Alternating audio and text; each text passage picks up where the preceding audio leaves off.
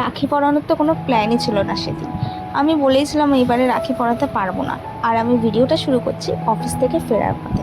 বাসের জন্য ওয়েট করে দাঁড়িয়েছিলাম যে বাস কখন আসবে। যখন বাসের জন্য দাঁড়িয়ে থাকি তখন আর বাস আসে না, অন্য সময় অনেক বাস চলে যায়।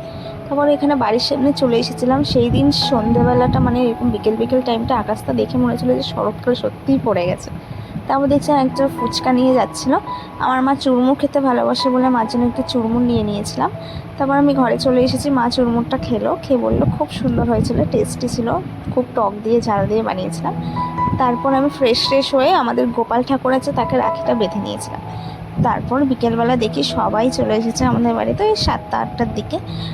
এইখানে এই যে মিষ্টি আর এই যে আমাদের রাখির থালাটা সাজানো হয়েছে। তা রাতে কি খাওয়া দাওয়া করব সেটাই আমরা রেডি করছিলাম। তারপর আরেকজন ভিডিও কল করেছিল যে প্রতিবারে থাকে, এইবার আসতে পারেনি। তারপর সবাই লুচি আর ঘুগনিটা খেয়ে বলছিল খুব টেস্টি হয়েছে, আমার ভাইও বলেছে, দুটো ভাই বললো। তারপর আমি টেস্ট করলাম, সত্যি লুচি ঘুগনিটা খুব ভালো হয়েছে।